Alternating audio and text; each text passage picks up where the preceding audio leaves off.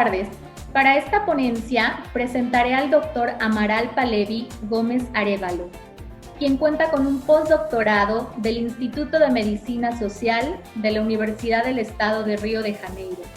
Además es doctor y máster internacional en estudios de paz, conflictos y desarrollo por la Universidad Jaume I, especialista en género y sexualidad por la Universidad del Estado de Río de Janeiro y licenciado en Ciencias de la Educación por la Universidad de El Salvador.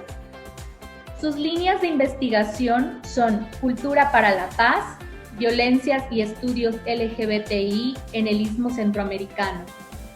En el área de la pedagogía, ha trabajado como asesor para la mejora de la calidad educativa en centros escolares rurales, técnico en educación inicial comunitaria, habilitación laboral con jóvenes, capacitador de docentes, alfabetizador de adultos, promotor de la cultura de paz por medios audiovisuales, docente universitario y orientador académico. Es también investigador internacional del grupo de trabajo Claxo, el Istmo Centroamericano, Repensando los Centros, y también vicepresidente de la Fundación Latinoamericana para la Promoción y Protección de los Derechos de la Población LGBTI Igualitarios de Costa Rica, El Salvador. Démosle la más cordial de las bienvenidas. Un placer estar aquí compartiendo con ustedes en el Foro Internacional para el Desarrollo Educativo de México, Centroamérica y el Caribe después del COVID. Quiero dar un agradecimiento especial al Centro Regional de Formación Docente e Investigación Educativa por la invitación y espero poder compartir con ustedes algunas reflexiones, algunas situaciones que me vienen a la mente de lo que estamos pasando en este momento a nivel global y sobre todo específicamente reflexionar desde Centroamérica y en este caso mi participación vendría más que todo desde el área de El Salvador, del país del cual soy originario. Poder compartir y reflexionar en este momento. Bien. La presentación la he titulado como Educar en medio de una pandemia es posible. ¿Qué es lo que vamos a ver en estas 20-25 minutos de habla que voy a hacer? Básicamente serían estos 5 puntos. ¿Qué horas son? Eso me refiero a ver un poco más el panorama amplio de algunos eventos sociales que hemos visto que han sucedido en este momento de la pandemia. Después voy a pasar a reflexionar un poco sobre la precariedad permanente que el neoliberalismo educativo nos ha imbuido al interior de nuestros países.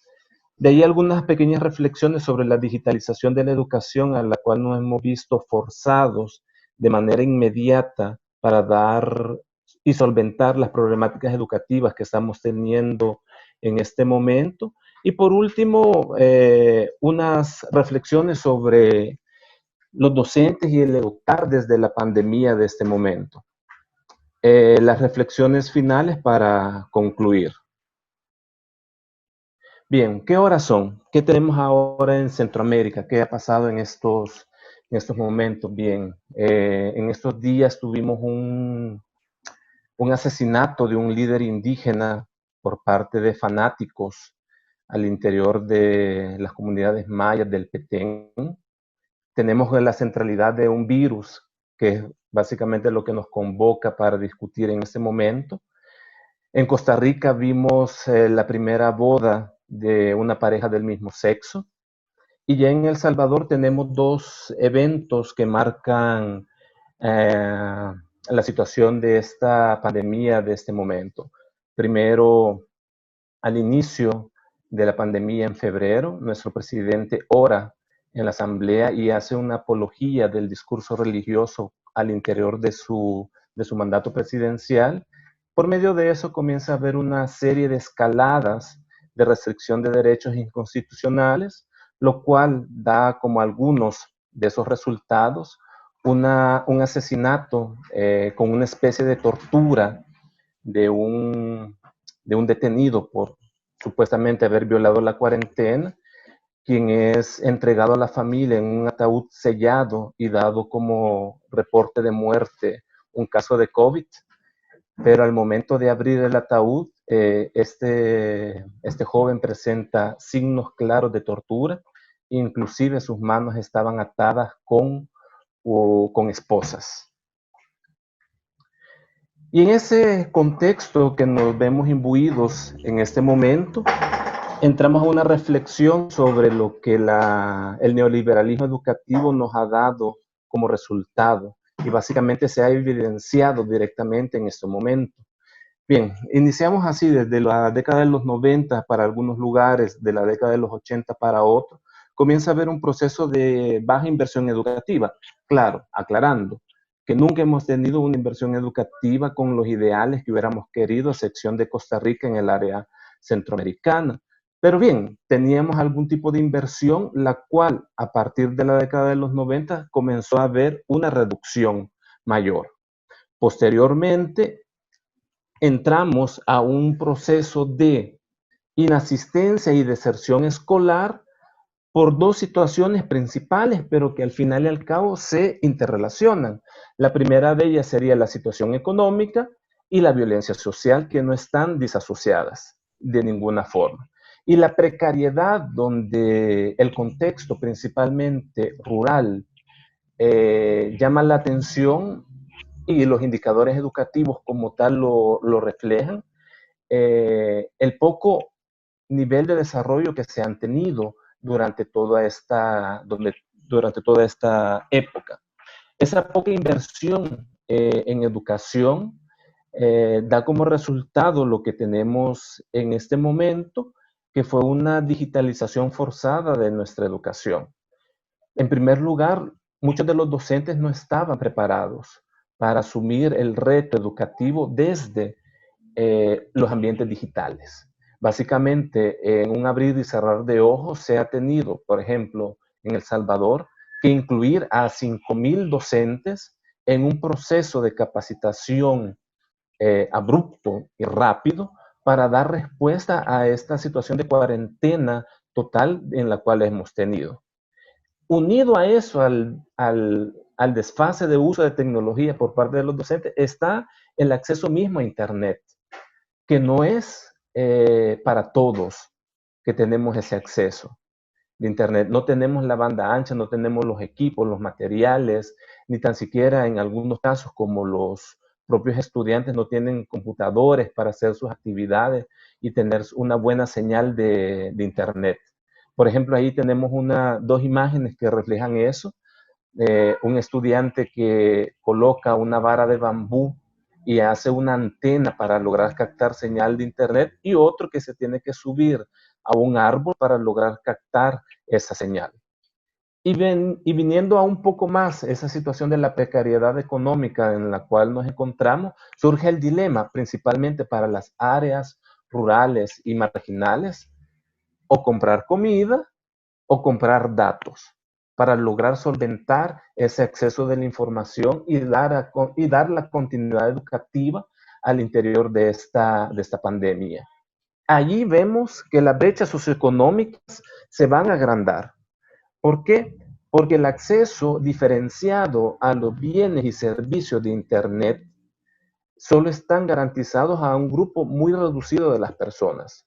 Aunque se está haciendo todos los esfuerzos posibles para tener un acceso masivo, por ejemplo en El Salvador, ya después que el primer impacto vio que no, la realidad es que no todos tienen el acceso para el Internet, el acceso para lograr enviar tareas, lograr hacer las actividades, se reconvirtió y se retomó una estrategia educativa de los años 70, como era la televisión educativa, y se formó una franja educativa de 8 de la mañana a 4 de la tarde para que los estudiantes que no tengan acceso a los bienes y servicios por Internet y el sistema educativo por Internet lo hagan por medio de la televisión y con medio de la ayuda de guías que los docentes tienen que reproducir y llevar hacia los centros educativos donde están los estudiantes y entregar principalmente a los padres de familia, lo cual representa otra dificultad y otra problemática, que es el padre de familia está asumiendo responsabilidad educativa directamente al interior de sus hogares. ¿Y qué acontece cuando esos padres de familia no tienen los niveles suficientes para dar acompañamiento a la educación de sus hijos? Muchas veces los niveles primarios o iniciales pueden dar algún soporte y ayuda, pero ya cuando el nivel educativo comienza a complejizarse y los sistemas educativos y el sistema educativo comienza a solicitar mayor demanda de conocimiento y acceso a los recursos, ahí esos padres de familia se ven limitados a dar cumplimiento con su labor educativa. Y continuando con la situación de esos fanatismos que están entrando o se están reposicionando nuevamente en nuestros países, surgen mitos sobre la tecnología. Y principalmente en algunos contextos y algunos lugares comienzan a decir un mito como que la tecnología es cosa del diablo, es cosa de la marca de la bestia y cosas por el estilo que están limitando el acceso en algunos contextos muy fanáticos religiosos al medio digital por parte de sus hijos para que no tengan acceso a esa situación de religiosa negativa. Y de ahí vende una pregunta que a este momento yo creo que sería la pregunta para reflexionar directamente en lo que nos atañe, la situación de la calidad y la evaluación educativa en este contexto. ¿Cómo estamos garantizando la calidad de la educación? ¿Cómo estamos garantizando que los contenidos sean asimilados por los estudiantes de una forma adecuada? ¿Cómo vamos a evaluar estos contenidos? ¿Cómo vamos a garantizar de que esa evaluación sea de acuerdo al contexto de la situación de los estudiantes? Por el momento a esas preguntas yo no les tengo respuesta. Espero que en las discusiones de este foro se logran llegar a algunas líneas, a algunos ejes de trabajo específicos, con lo cual podamos tener mayor información y tener algún tipo de estrategias o planes para dar cumplimiento. Y bien, ¿y qué son los docentes o cómo es educar por parte de los docentes en medio de esta pandemia?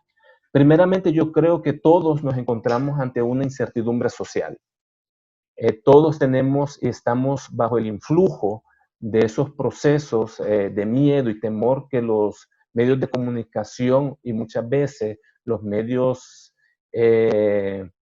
gubernamentales nos han introyectado.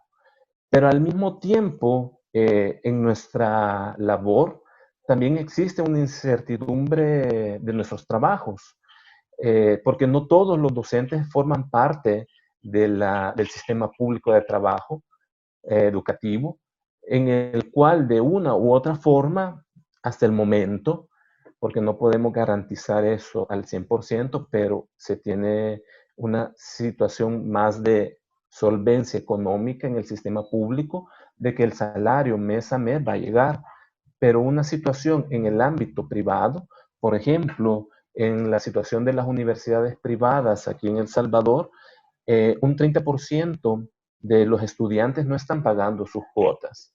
Eso quiere decir que la mayor parte de docentes que laboran en esas instituciones que son por hora clase, están corriendo el riesgo de no tener un salario a fin de mes. Y bajo esos contextos de incertidumbre tanto social y laboral, tenemos que ser creativos en medio de esta precariedad económica, política, educativa en la cual estamos. Esa creatividad ha demandado a la mayoría de docentes convertirnos básicamente como si fuéramos cajeros automáticos en docentes 24 horas por los 7 días. O sea, estamos conectados y estamos tratando de dar respuesta a todas las demandas que están surgiendo por medio de nuestros estudiantes a cualquier hora. Entonces, algunos ya hemos comenzado a tener una limitación de tiempo, de horarios, para no estar imbuidos eternamente ante las demandas que están surgiendo, tanto a nivel de estudiantes, de los propios padres de familia y la propia administración educativa, que siempre está demandando información y datos que reportar. En esa situación no tenemos que dejar de lado los aspectos socioemocionales de los estudiantes, que están también, igual que nosotros, pasando un momento de incertidumbre social extremadamente nuevo y diferente de todo lo que habíamos conocido. Eso nos tiene que llevar a comprender esos contextos también de los estudiantes que son muy particulares. Los contextos son específicos, no podemos generalizar una situación para todo un país, sino que tenemos que ver situaciones concretas, inclusive por cada estudiante. La situación familiar de cada estudiante es un punto específico, importante que tomarlo y retomarlo y saberlo para poder llevar a cabo nuestra labor educativa a distancia y en medio de esta pandemia, porque al final y al cabo los padres de familia son ahora el puente entre el docente y el alumno para ver que, como mínimo que sea, que los programas y los contenidos educativos estén andando. De ahí viene otra pregunta que me hago para reflexionar con ustedes también, la situación del contenido programático versus ejes transversales. Nos estamos dedicando principalmente a cumplir el programa o vamos a intentar incluir algo otras temáticas que son necesarias en este momento, por como la situación de la salud mental. O sea, nosotros estamos haciendo, primero, claro, nosotros como docentes, qué prácticas, qué estrategias estamos realizando para tener una mejor salud mental, para dar atención también a lo que está sucediendo en nuestro contexto inmediato y también dar atención a la situación de los estudiantes, que sería eso una pregunta, porque si nosotros no tenemos esa seguridad y esa salud mental, no la podemos transmitir a los estudiantes. Y yo creo que es necesario hacer una labor en esa área. Como recomendación, estrategias de arte que pueden ser un medio para solventar y dar un soporte en medio de esta pandemia a la salud mental, tanto nuestra como docente y a la situación de los alumnos. Ya para ir finalizando, estas reflexiones finales que les abro a discusión del foro, la pandemia ya nos ha mostrado las proyecciones económicas, en este caso de El Salvador, por ejemplo, una reducción de básicamente entre el 4 al 5% del Producto Interno Bruto, lo cual dará un aumento significativo de la pobreza en todas las áreas. Esa pobreza proyectará la situación de deserción. Los imaginarios de migración se volverán a ser más fuertes y por desgracia los procesos de violencia social van a continuar. Creo que debemos de tratar de registrar nuestras estrategias creativas en medio de esta precariedad, sistematizarlas, reflexionarlas posteriormente, analizarlas y ver de qué manera podemos repensar el cómo educamos. O sea, yo creo que esta es una oportunidad más que, o sea, más que oportuna, es ideal para repensar esa forma de cómo educamos, a qué retos nos sometimos y cómo los solventamos, cómo los superamos y tratar de que esa práctica que hemos hecho no se pierda, sino que la podamos sistematizar, valorar y profundizar en ella. ¿Por qué? Porque muchas veces no tenemos ese valor, ese tiempo de proyectar y hacer cosas nuevas. Pero ahora, por la necesidad que tenemos, estamos creando cosas nuevas y vale la pena resguardarlas, repensarlas, analizarlas posteriormente. Eh, Bajo esa premisa, creo yo que el rol del educador debemos de recuperar esa manifestación de ser transformadores y críticos hacia la realidad donde estamos, en el contexto donde vivimos.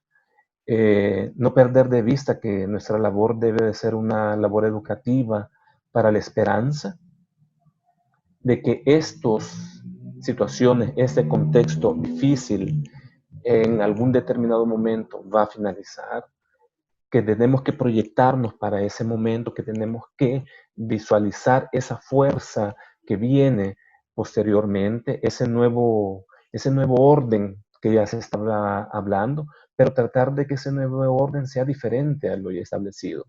Tratar de que, aunque la esperanza como último recurso didáctico la podamos mantener y proyectar tanto para nosotros y también para la comunidad educativa en la cual estamos inseridos. Y para finalizar eso mismo, recordar que la educación no es un favor, es un derecho, y mantener esa visión de criticidad, de reivindicación de derechos, de denuncia de las injusticias por medio de nuestra labor educativa. Eh, Nuevamente agradezco este espacio para la discusión. Voy a estar al pendiente de sus comentarios, preguntas en el foro y en la medida de lo posible, en las medidas que vayan surgiendo, voy a ir respondiendo cada una de ellas. Agradezco nuevamente la invitación para este foro, conversar, responder sus dudas o preguntas o comentarios que surjan de mi participación. Y nuevamente, recordar que aquí con nuestra labor educativa estamos para construir o tratar de construir o aportar un granito de arena para hacer un mundo nuevo y mejor. Muchas gracias.